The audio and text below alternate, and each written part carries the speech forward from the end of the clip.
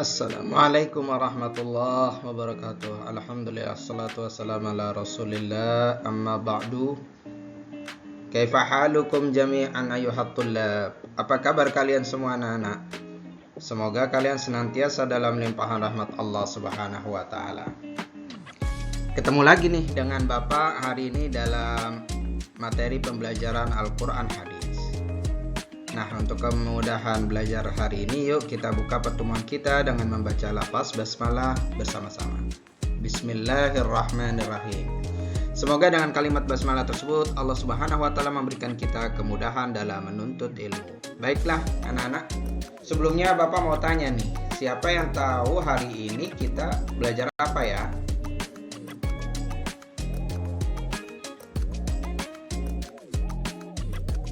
Betul sekali.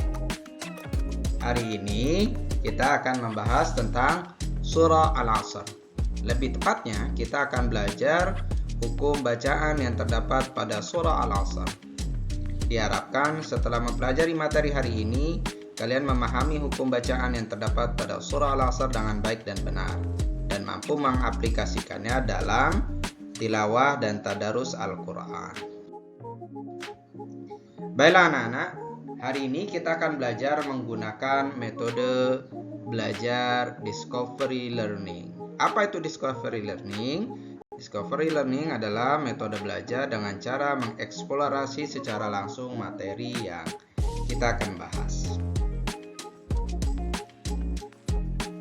Oke, mari kita bahas materi hari ini. Materi hari ini adalah tentang hukum bacaan Al-Quran, atau kita biasa mengenalnya dengan ilmu tajwid. Apa itu ilmu tajwid? Adalah ilmu yang mempelajari cara membaca Al-Quran dengan baik dan benar sesuai dengan yang diajarkan oleh Rasulullah Sallallahu Alaihi Wasallam. Artinya apa anak-anak? Artinya membaca Al-Quran itu nggak boleh asal-asalan, ada tata caranya, dan itu dibahas di dalam ilmu tajwid. Secara umum, ilmu tajwid membahas beberapa hal. Yang pertama, membahas bagaimana cara membaca nun sukun atau tanwin ketika bertemu dengan huruf hijaiyah setelahnya. Kedua, bagaimana cara membaca mim sukun ketika bertemu dengan huruf hijaiyah setelahnya. Dan ketiga, bagaimana cara membaca mad.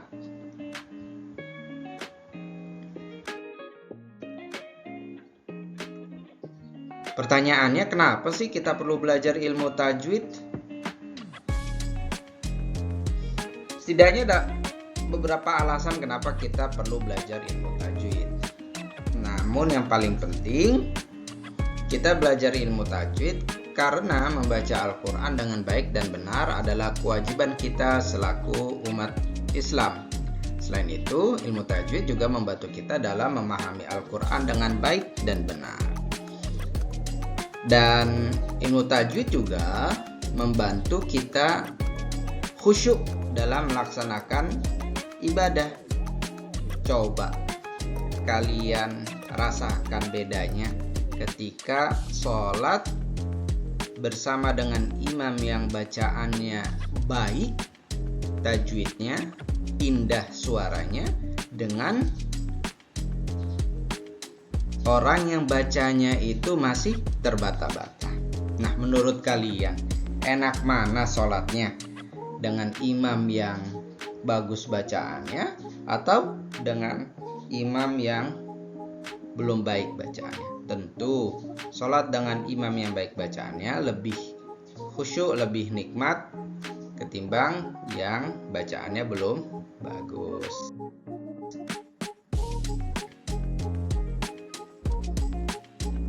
Namun anak-anak, kita tidak akan membahas keseluruhan materi di dalam kajian ilmu tajwid. Hari ini kita akan membahas khusus hukum bacaan yang terkait dengan nun sukun dan tanwin. Setidaknya ada 4 hukum bacaan nun sukun dan tanwin, yaitu yang pertama adalah hukum bacaan izhar. Yang kedua, hukum bacaan ikhfa. Yang ketiga, hukum bacaan iklab. Yang keempat, hukum bacaan idgham. Nah, bacaan idgham sendiri itu terbagi menjadi dua. Ada idgham bi gunnah dan idgham bila gunnah. Apa sih hukum bacaan izhar, ikhfa, iklab, dan idgham tersebut?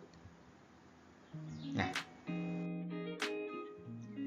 hukum bacaan izhar artinya jelas atau terang, yaitu kondisi ketika nun sukun atau tanwin bertemu dengan salah satu dari huruf-huruf berikut. Huruf apa saja itu? Huruf ain, huruf ghain, huruf kha, huruf hamzah, dan huruf ha dan huruf ha. Ketika nun sukun atau tanwin bertemu dengan salah satu dari huruf tersebut, maka dibaca jelas. Contohnya apa? Contohnya ketika nun sukun bertemu dengan huruf kha, maka dibaca man khosyiya, man khosyiya. Atau contoh yang lain, min ghislin, min ghislin. Atau contoh yang lain, nun sukun bertemu dengan hamzah, man amana, man amana. Jadi ketika nun sukun bertemu dengan huruf-huruf tersebut, nunnya dibaca dengan jelas. Lalu, apa hukum bacaan ikhfa? Hukum bacaan ikhfa artinya samar, yaitu kondisi bacaan ketika nun sukun atau tanwin bertemu dengan salah satu dari huruf hijaiyah berikut. Ada 15 huruf hijaiyah yang jika bertemu dengan nun sukun atau tanwin dibaca dengan samar. Huruf apa saja itu? Huruf kaf, qaf, fa, za, ta, do, so, shin, sin, zai, za, da, ja, sa, ta. Contohnya, wa in tubtum, wa in tubtum, wa in tubtum. Jadi nun bertemu dengan ta, nunnya tidak dibaca dengan jelas, tapi seperti samar. Ada sengaunya tapi tidak betul. In tubtum, wa in tubtum. Memang hukum bacaan ikhfa ini salah satu cara baca yang perlu latihan lebih keras karena cara bacanya itu unik. Oke, hukum bacaan selanjutnya adalah hukum bacaan iqlab. Apa itu hukum bacaan iqlab? Iqlab artinya memantul, yaitu terjadi jika ada nun sukun atau tanwin bertemu dengan huruf ba. Nun sukun atau tanwin bertemu dengan huruf ba. Contohnya adalah, sebentar, Bapak coba cek di Al-Quran.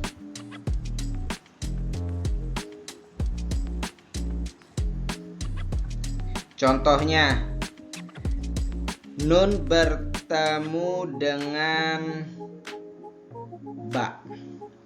Yastambiltuna, atau mim bani. Jadi bunyinya seperti seperti huruf mim jadinya. Mim bani fam bajasat amba ahum dan seterusnya. Lalu bacaan selanjutnya adalah hukum bacaan idgham. Idgham artinya memasukkan, menyertakan, yaitu kondisi ketika nun sukun atau tanwin bertemu dengan huruf ya, mim, nun, waw, la, ra, lam, ra. Nah, dilihat dari cara bacanya, idgham ada dua macam. Yang pertama, idgham bi gunnah, artinya memasukkan dengan menyertakan gunnah, dengung. Dan idgham bila gunnah. Idgham bila gunnah artinya membaca dengan menyertakan sekali tanpa ada gunahnya. Tanpa ada gunahnya.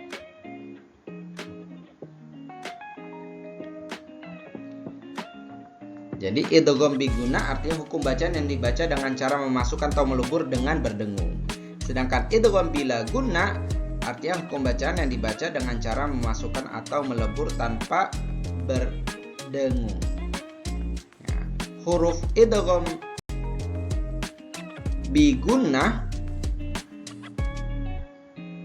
huruf idgham bi gunnah itu ada ya, mim, nun, waw. Adapun huruf dari idgham bila gunnah adalah lam, ra. Contohnya apa? Contoh bacaan idgham bi gunnah.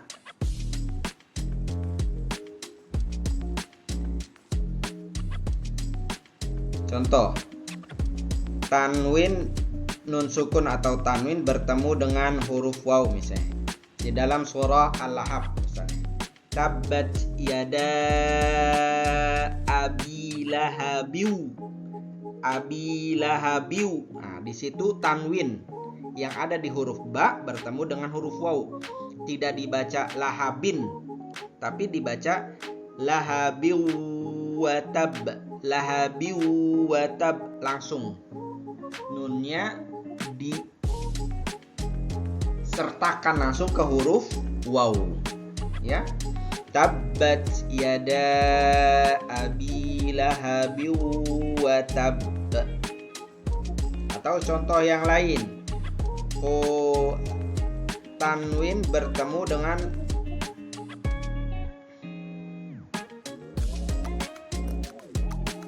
dengan huruf ya.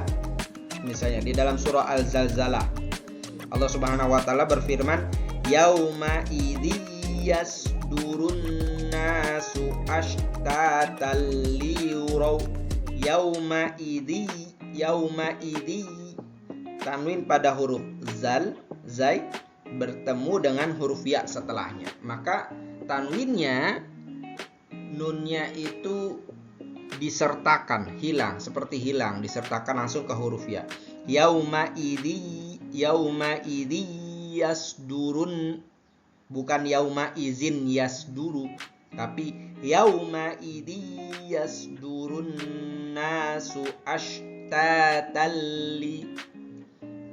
Jadi ada dengungnya juga. Jangan lupa ada dengung. Yauma idzi yasdurunna dan selanjutnya.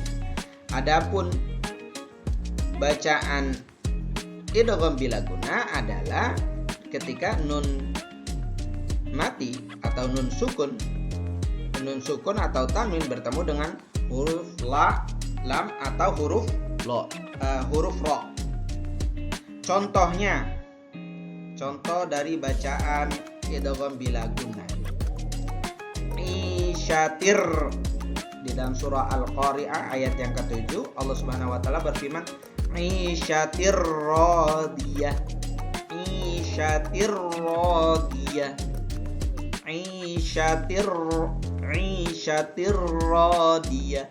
Tanwin pada huruf ta bertemu dengan huruf ro, maka dibaca langsung ke huruf ro dengan tanpa dengung.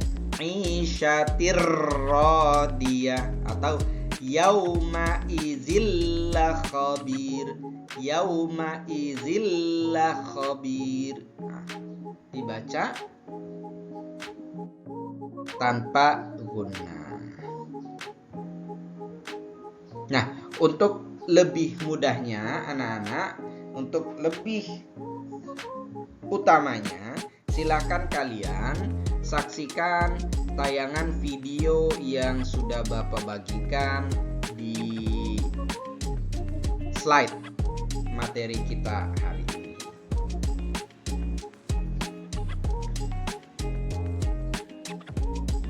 Setelah kalian menyaksikan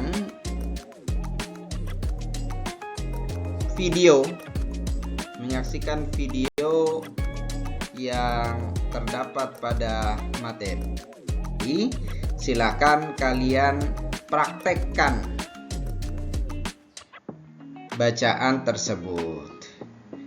Nah, demikian anak-anak materi yang bisa Bapak sampaikan pada kesempatan pagi hari ini. Semoga Allah Subhanahu wa Ta'ala memberikan kita kemudahan, kelancaran dalam menguasai materi pagi hari ini. Sebelum Bapak tutup, silakan jika ada pertanyaan atau hal yang kurang jelas terkait materi hari ini untuk ditanyakan. Kurang lebihnya Bapak mohon maaf. Al-haqqu mir rabbik fala takunanna minal mumtarin. Bila taufiq wal hidayah. Wassalamualaikum warahmatullahi wabarakatuh.